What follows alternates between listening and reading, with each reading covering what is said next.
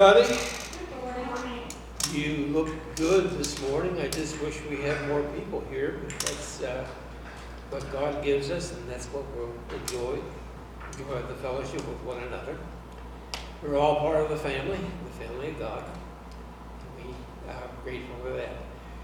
Last Sunday morning, I began a study of the book of James, and we announced that we would be beginning a study going through the book of James, picking out section by section. We will not go by verse except on rare occasion. But we need to really think about some of the things we talked about last week, and I'd like to review some of that. First of all, I'm indebted to the Dr. Baruch of loveisrael.org, O-R-G, I had .com in my notes last week. That we need to accept he's a brilliant man. I tell you, I've never seen a person that just take the Hebrew Bible and translate it unless he has written notes in it. He's the second person I've ever met that could do that. He takes the Greek and does the same. But he emphasizes that the proper word for James happens to be the name that is translated by many people of the name Jacob. It is the idea, the Hebrew of that form of name is Jacob, the Greek is James. And in many other languages, this is known as Jacob, the epistle of Jacob. And he also emphasizes in his opening comments about the book of James that the order of the words in that very first verse are very, very important. It's not as we have it in the English translation, but it is an emphasis of priority or degree of importance. Literally, and I've checked on this and it is correct, that the translation should be James, of God, and of his son Jesus, of his son. And then he goes on that he was a bond servant or a slave. Then he says he's writing to the 12 dispersed tribes of Israel. But the order emphasizes the fact that God is most important. James of God.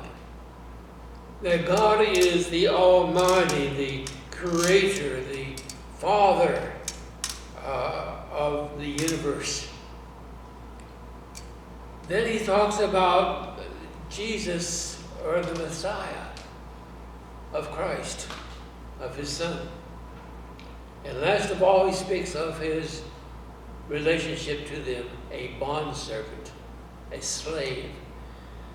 Oftentimes we lose the idea of the concept of servant, but the Greek word that is used for servant here is the Greek word that should be translated slave.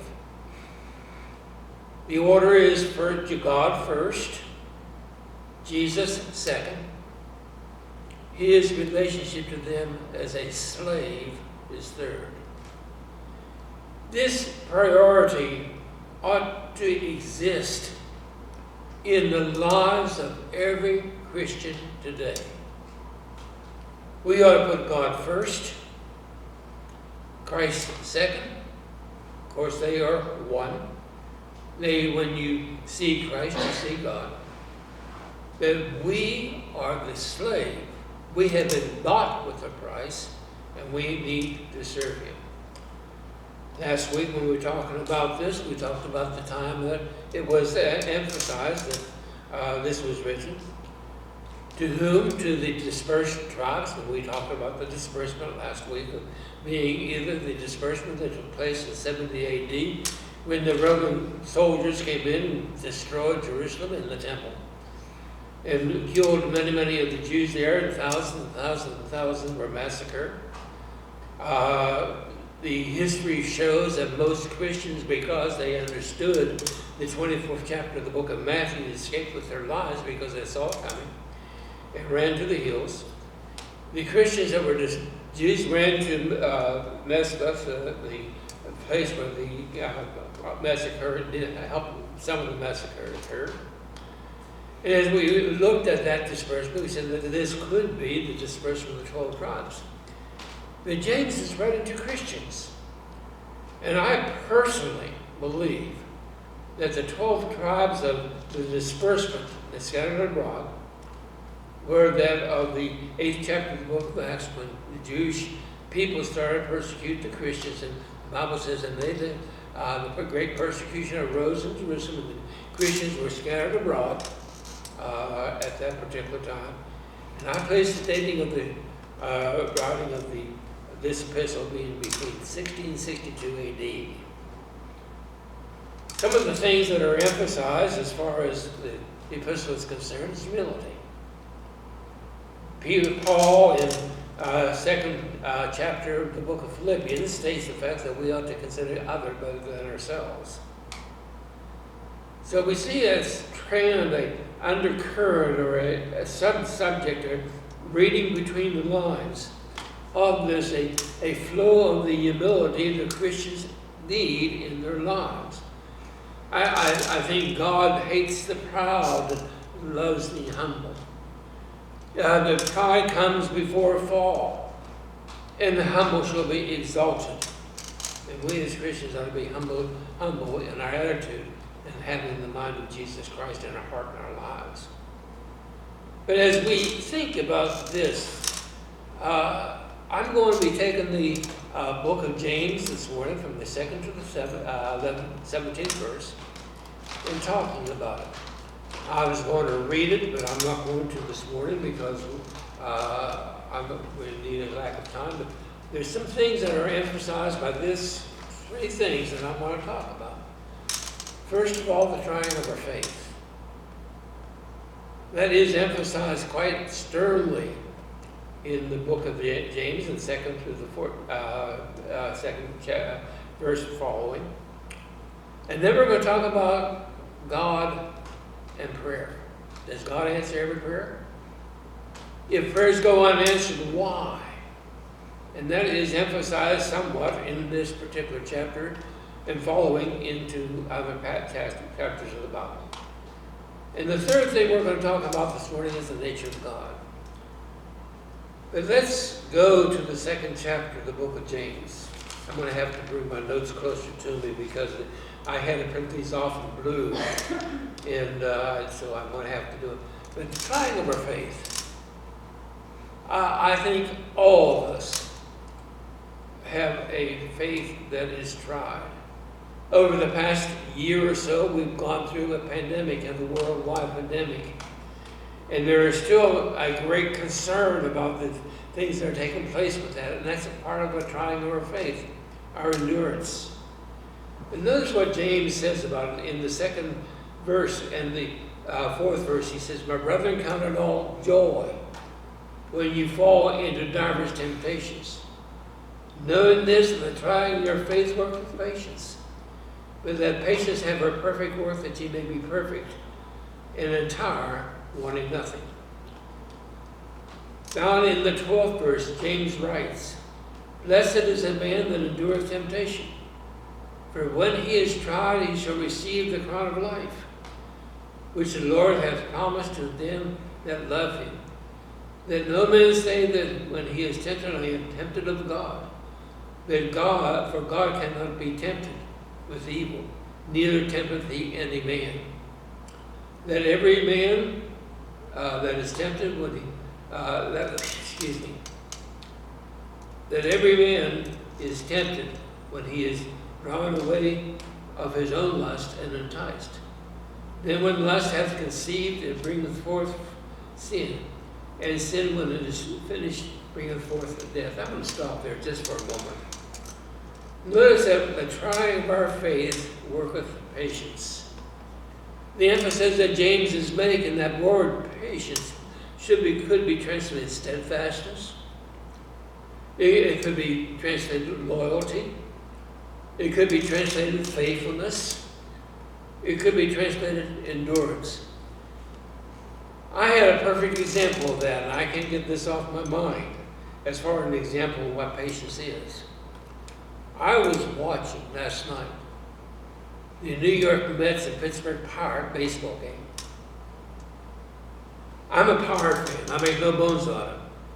They could be last place and not win a game, and I would still be a Pirate fan. That's how loyal I am to them. They came through the 7th inning, and the score was 6-0, New York Mets. And the Pirates were playing like they were half asleep. They were laying down, playing dead. And I got bored. I want you to know, they were going into the 8th inning, and I turned television off.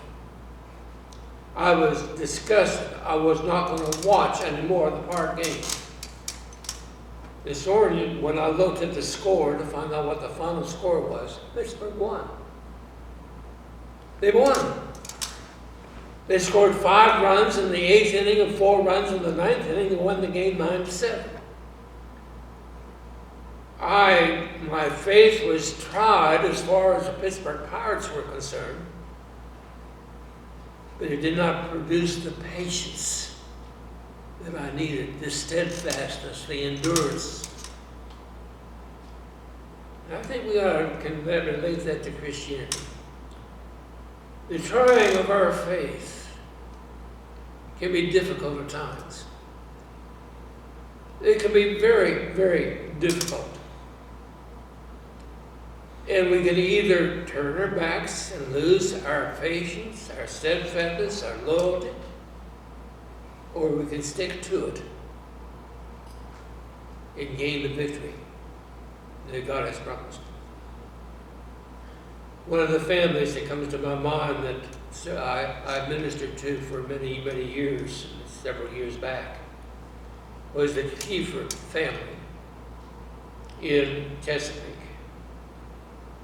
As I see the things that have happened to that family during the time that I've known them, my heart breaks. I noticed that they had Carol Wanda had a great grandson who died of an overdose. And they suspected that his friends that were with him at that time neglected to call emergency when he was having the difficulty that was having. And they were very, very much tried as far as that was concerned. It was about a year ago, and I asked for prayer for the family at this particular time here.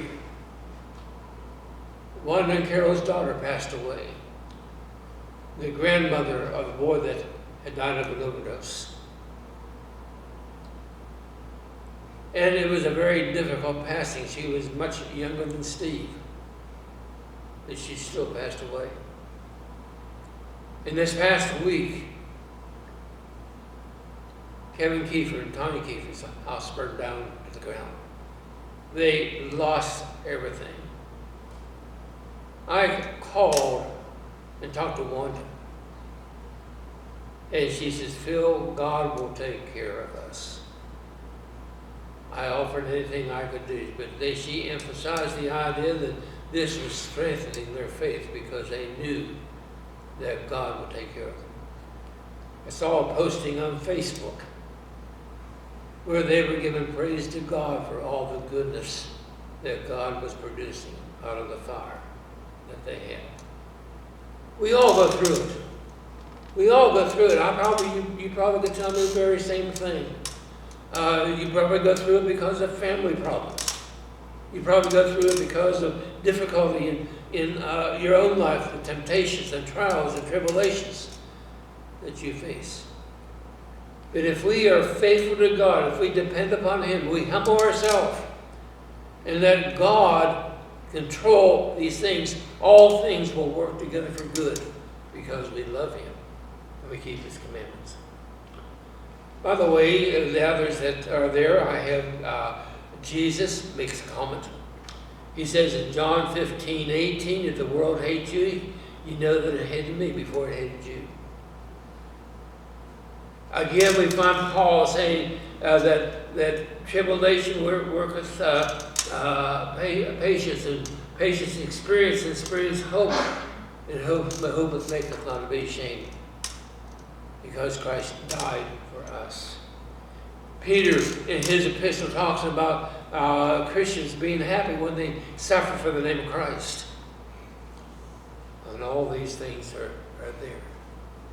Truly, there is strength to be gained. Perfection, completeness, maturity, as we deal with our temptations, our trials, our tribulations. Look at the second part. God does answer prayer. James makes a statement I'm going to have to turn to that page. James, the first chapter, verses 5 through 11. If you lack wisdom, let him ask God. The Greek uses the term man, and that word man means mankind. As male in the feminine as well as the masculine. But if we lack wisdom, ask of God. And it says that God will give it to you. Then it goes on and says, let him ask in faith, nothing wavering. How many times have you asked God for something and you say, well, I know God won't do it?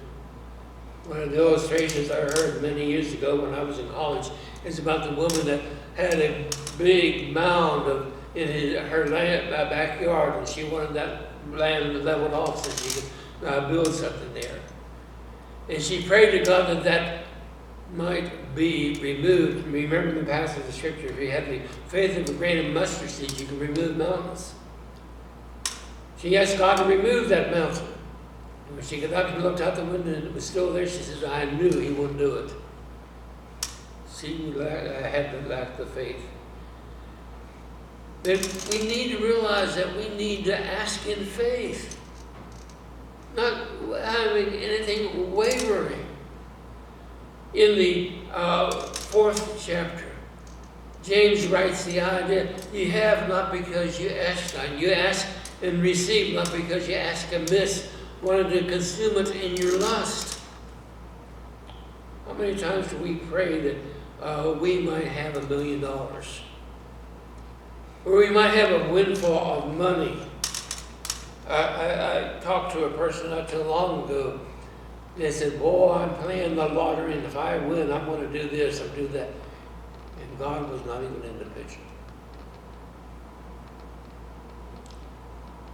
And James, the 5th chapter, the 60th verse, makes a statement. The effectual, fervent prayer of a righteous man avails much. So as we look to this idea, of prayer, if we ask in faith, not wanting to consume it in our lust, a effectual, fervent prayer of a righteous person avails much. Does God answer the prayer of a sinner? Possibly.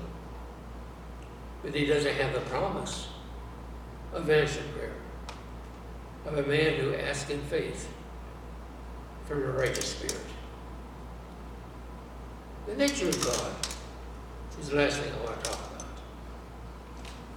I like the idea that in the nature of God, that God gives to all. One of the things that I want to talk about in the nature of God, God cannot be tempted. He will not tempt us. When we have the trying of our faith,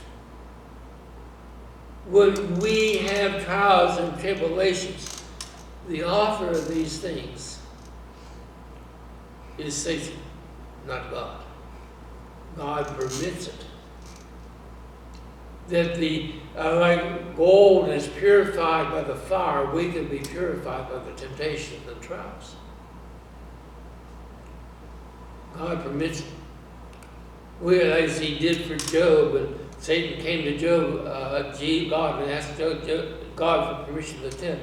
to try Job. God gave him permission, but he did not tempt Job. We need to realize that when we sin, it comes from the lust of our own flesh. It comes when lust hath conceived and bringeth forth sin. And the final effect of sin is death. Just a thought. I think, according to Peter, the 3rd chapter, 1 Peter,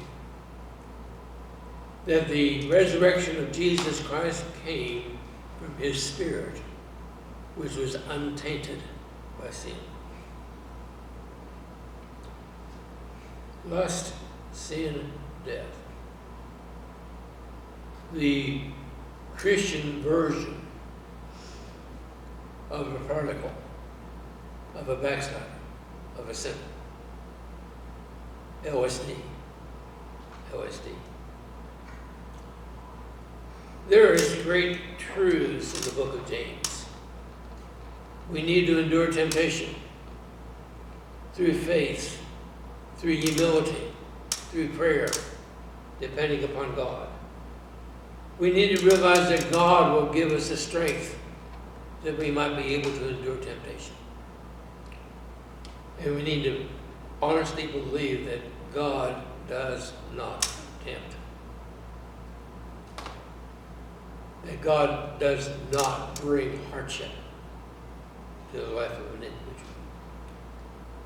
Our world today is in deep problems, deep trouble. We see a rise in the pandemic that we thought we just got over. Things are getting mixed up. Nations are having difficulty. Not only does the United States have the hatred that is going on in the world today, but every nation. We see that there have been floods, and I think God is bringing judgment upon us because of the things that we are doing. I think God uses Satan's temptation in order to keep us in the straight and narrow. When you go home today, do me a favor and slowly but surely read the first 17 verses of the book of James. And think deeply of some of the things I have said this morning. Next Sunday morning, you will receive a copy of what I did today. For hopefully, the ink cartridge that we ordered will be in time to run these off. We trust in God. We're going to be singing our song of invitation. And you need to make a decision, any decision for Christ. We invite you to come as we stand, we sing.